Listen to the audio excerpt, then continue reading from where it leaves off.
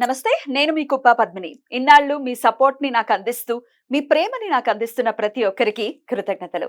ఇప్పుడు చూడబోతున్న ఈ వీడియో కూడా ఖచ్చితంగా మీకు ఉపయోగపడుతుంది. లైక్, షేర్ అండ్ సబ్స్క్రైబ్ చేసి మీ ఇష్టాన్ని అలాగే మీ సపోర్ట్ ని నాకు అందించండి. అలాగే ఈ వీడియో పట్ల మీ అభిప్రాయాన్ని కమెంట్ సెక్షన్ లో కమెంట్ చేసి నాకు తెలియజేయండి. నమస్తే, వెల్కమ్ టు అవర్ ఛానల్. నేను పద్మిని. ప్రస్తుతంతో పాటు ప్రముఖ ఆధ్యాత్మికవేత్త, సూర్యోపాసకులు, sun spiritual society founder Vikramaditya garu ఉన్నారు. మాట్లాడదాం. సార్ నమస్తే. సార్ సూర్యోస్మి తల్లి. దేవీ నవరాత్రుల్లో భాగంగా 7వ రోజు అమ్మవారిని ఏ రూపంలో కొలవాల్సి ఉంటుంది? నవదేవి సాంప్రదాయం ప్రకారం మీరు చెప్తూ ఉన్నారు ఏ రూపాలని కొలుచుకుంటాము అనేది చాలా అద్భుతంగా.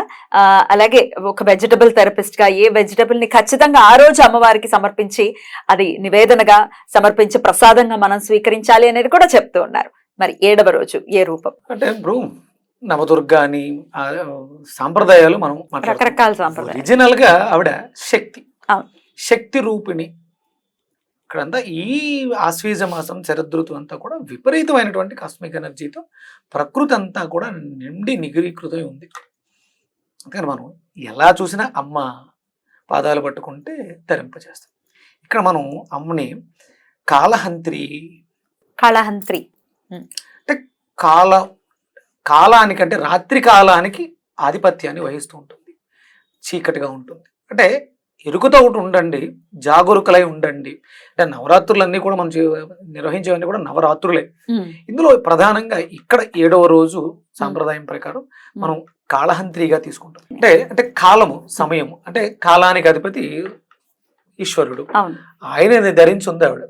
కాలము వేరు, ఆయన అంటే ఇద్దరు కలిస్తేనే శక్తి, కాలంతో కలిస్తేనే ఏదైనా జరుగుతుంది. శక్తి విడిగా ఉంది, కాలం లేదు. అంటే ఏం చేస్తావు, ఏ టైంలో చేస్తావు, ఇవి రెండూ కలిసి ఆవిడ ఆయన్ని ధరించి ఇక్కడ జరుగుతున్నటువంటి సృష్టి కార్యానికి మనల్ని సన్నద్ధుల్ని చేస్తూ ఉంది. చాలా జాగ్రత్తగా ఉండండి. ఇక దగ్గర పడుతున్నాం. ఇంకొక రెండు రోజుల్లో క్లైమాక్స్ బాహుబలి యుద్ధం జరగబోతుంది. అంతే.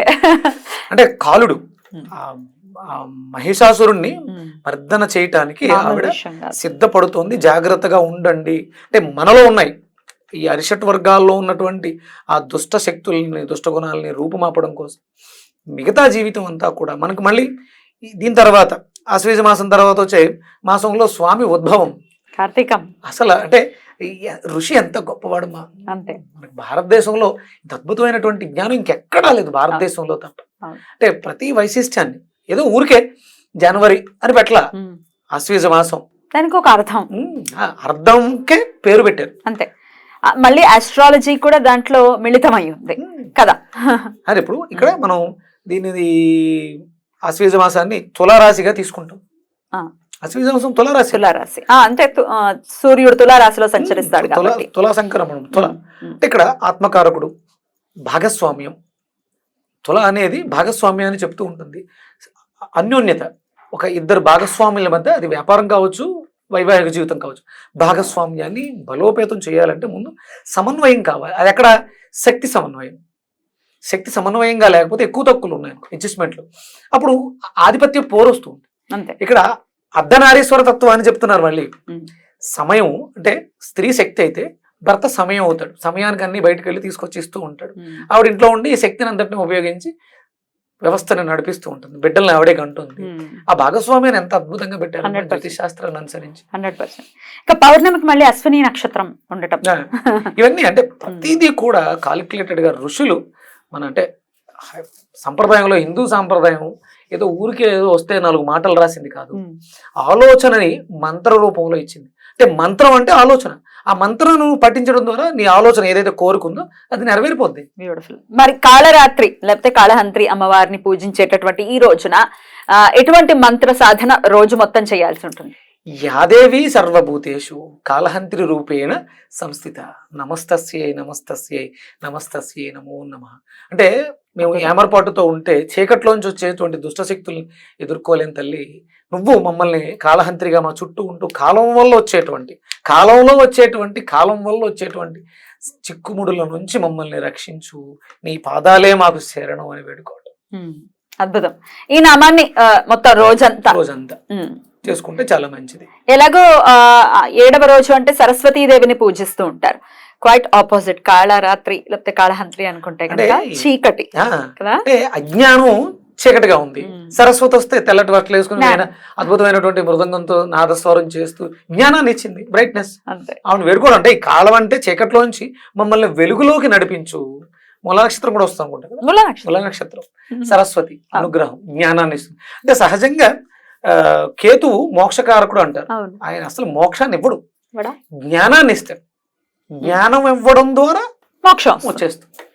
వాట్ రైట్ వాట్ రాంగ్ అనేది తెలిసిపోయింది, నువ్వు తప్పు ఎందుకు చేస్తావు, అప్పుడు మోక్షం ఆటోమేటిక్ వచ్చేస్తుంది. మోక్షం కోసమే అనుకుంటావు, కానీ కేతు పనిష్మెంట్లు పెట్టి జ్ఞానాన్ని ఇస్తాడు. అవును, ముందు తెలుసుకోవాలి కదా ఏంటి లైఫ్ అనేది. అది అద్భుతమైనటువంటి జ్ఞానప్రదాయిని సరస్వతి రూపంగా మనకి దర్శనమిస్తుందమ్మ. చీకట్లోంచి మనకి వెలుగులోకి తీసుకొస్తుంది. మరి కాళరాత్రి అమ్మవారిని గనక పూజిస్తే ఎటువంటి గ్రహ శాంతి జరుగుతుంది అనుకోవచ్చు? ఇది అంటే చీకటికి ఆధిపత్యాన్ని, నలుపుకి ఆధిపత్యాన్ని ఎవరిచ్చారమ్మా? శని భగవానుడు. శనేశ్వరుల వారు. మనకి అంటే ఇక్కడ నీలం చెప్పాం, పైకెళ్తులోకి సహస్రార చక్రానికి క్రౌన్, విపరీతమైనటువంటి డివైన్ ఎనర్జీ. మనకి ఇక్కడ పింక్ కలర్ ఉంటుంది హృదయం దగ్గర, ఇది గ్రీన్ కలర్, పింక్ కూడా ఉంటుంది. ఇది మ్యాన్ లవ్, ఇది డివైన్ లవ్. అపరిమితమైనటువంటి అంటే మీలో ఉన్నటువంటి ప్రేమ పరిణితి చెందితే పరిమితులు ఉండవు. ఇంకా పరిణితి చెందినటువంటి ప్రేమ పరిమితులు లేని దాన్ని ఇస్తూ ఉంటుంది, అపరిమితమైనటువంటి ప్రేమను ఇస్తుంది, కంపాషన్ ఇస్తుంది, డివైన్ లవ్ ఇస్తుంది. సో అందుకే కదా సహస్రారం ఓపెన్ అయిన వాళ్ళు ఇంకా సిద్ధులే కదా వాళ్ళు. అంతే, వాళ్ళకి ఇంకా ద్వేషాలు ఇవన్నీ ఏవి ఉండవు. అందరూ మన ప్రశాంతంగా వాళ్ళే. ఉంటారు. యా, అన్ని నాదే అని అనుకుంటారు కదా, అంతా నాదే అంతా మనదే అని. రైట్, అద్భుతం. సో అప్పుడు శనిగ్రహ దోషాలు ఉన్నవారు కూడా కాళరాత్రి అమ్మవారిని పూజించుకోవచ్చా? అంటే కాళరాత్రి రూపంగా ఉన్నటువంటి దుర్గాదేవిని, శక్తి స్వరూపిణి, యాదేవి సర్వభూతేషు కాళహంత్రి రూపేణ సంస్థిత, నమస్తస్యై నమస్తస్యై నమస్తస్యై నమో నమః. ఇక వెజిటబుల్ కూడా చెప్తూ ఉన్నారు కాబట్టి ఏ వెజిటబుల్ ని అమ్మవారికి నివేదించి తద్వారా అంటే దాన్ని మనం మళ్ళీ జ్యూస్ కింద స్వీకరించచ్చు సార్? సహస్రార చక్రానికి సంబంధించింది కాబట్టి నిమ్మకాయకి సంబంధించినటువంటి ప్రసాదాన్ని, నిమ్మకాయని మళ్ళీ శనికి కూడా చెప్తారు కదా. 100% దానికి అమ్మవారికి చాలా ప్రీతి నిమ్మకాయలు అంటే కూడా. నిమ్మకాయలు దండకు కూడా వేస్తాం. మీరు వీలైతే నిమ్మకాయలు దండగా వేయండి, వాటిని మనం మళ్ళీ జ్యూస్ గా కూడా తీసుకోవచ్చు.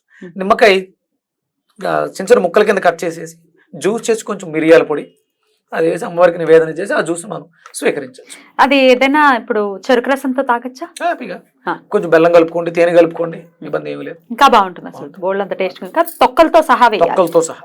రైట్, అద్భుతం. తద్వారా అమ్మవారి అనుగ్రహాన్నే కాదు శనిగ్రహ దోషాలు కూడా ఖచ్చితంగా నివృత్తి అవుతాయని చెప్తున్నారు. సహస్రారాన్ని సూచించేటటువంటి శక్తి అంటే అపారమైనటువంటి శక్తి, ఇంకా మాటలు లేవు. అద్భుతం సార్. మన శరీరంలో ఉన్నటువంటి సచక్రాలకి రారాజు సహస్రారం 100%. అద్భుతమైనటువంటి ఎనర్జీ పైనుంచి కిందకి అలా వెళ్ళిపోతూ మూలాధారాన్ని శక్తివంతం చేస్తుంది. కావాల్సిన కోరికలన్నిటిని ఏ కోరిక కోరుకుంటే ఆ కోరిక. అంటే ఇప్పుడు సాధారణంగా చెప్తారు, అంటే ప్రధానమంత్రిని అయిపోవాలంటే అయిపోతావు, 100% అయిపోతావు, నో డౌట్. సహస్రారం యాక్టివేట్ అంటే నీకు ఆ ఆలోచన, నీకు నిజంగా అర్హత ఉందా, నువ్వు సాధన చేయి, అయిపోతావు. అవ్వకపోతే అడుగు, నో డౌట్. నువ్వు ఏ కోరిక కోరుకుంటే, నువ్వు బిలీనియర్ కావాలవుతావు, దానికి ఏమీ లేదు. ఆలోచన వచ్చింది, ఆలోచనని మంత్రంగా మార్చు, మంత్రాన్ని శరీరాన్ని యంత్రంగా మార్చుకుని సాధన చేయి, అవ్వకపోతే అడుగు. సూపర్. ఇలా ఎప్పుడు మాట్లాడరు యాక్చువల్ గా, అంటే ఇంత కాన్ఫిడెంట్ గా. నా ఉద్దేశం ఖచ్చితంగా జరుగుతుంది అనేది. అద్భుతం సార్, చాలా బ్యూటిఫుల్ గా ఎక్స్ప్లెయిన్ చేశారు. అది ఆ సహస్రార సాధన చేయడం అంత ఆషామాషి విషయం ఊరికే ఎదురదు. ఈ రోజు మనకి మోడీ గారు ప్రధానమంత్రి అయిపోయారు అంటే ఊరికే ఏం అవ్వలేదు, చాలా సాధన చేశారు. నీలో కూడా ఇప్పుడు ఆయన సామాన్య మానవుడు టీ అమ్ముకునే స్థితి నుంచి ఈ రోజు ప్రధానమంత్రి ఆయన అనుకున్నాడు, దానికి తగ్గట్టుగా ప్రయత్నం చేశాడు, అయి తీరాడు. మనలో కూడా ఉన్నారు సామాన్య మానవులే కదా, ఎమ్మెల్యేలు ఎంపీలు అవుతున్నారు. సాధన మీరు చెయ్యండి, అయి తీరుతారు. కోట్లు కావాలో కోట్లు వస్తాయి, ఏం కావాలో అది వస్తుంది. సాధన చేయండి, చెయ్యండి. చాలా అద్భుతంగా వివరించారు సార్, చాలా కాన్ఫిడెంట్ గా, చాలా ఆనందంగా తెలియదు. నేను సాధనలో ఉన్నాను, నేను చూస్తున్నాను, నన్ను మీరు చూస్తున్నారు, నేను రోజు మీకు కనిపిస్తాను. ఇవాళ ఏదో మాట చెప్పేసి రేపు వెళ్ళిపోయి రాసేయండి అయిపోతే కోట్లు వచ్చేస్తాయి కాదు, చేయండి, నన్ను అడగండి, నేను మీకు సమాధానం చెప్తాను. మీరు సాధన చేయాలనుకుంటున్నారు, నన్ను ఫాలో అవ్వండి, నేను చెప్పిన మంత్రాలు సాధన చేయండి. ప్రామాణికమైనటువంటి మంత్రాలు, లల్లాయి మాటలు అవి ఇవి కాదు. ఛందస్సు, మనం చెప్పే దాంట్లో ఋషి, దేవత, ఛందస్సు ఉన్నటువంటి మంత్రాలు ఇవ్వడం జరుగుతుంది. ఆ మంత్రాలు సాధన చేయండి, అయి తీరుతారంటే మీరు ఏదనుకుంటే అనేది నెక్స్ట్ వీడియోలో తెలుసుకుందాం. థ్యాంక్ యూ సార్, నమస్తే. సూర్యస్మిత.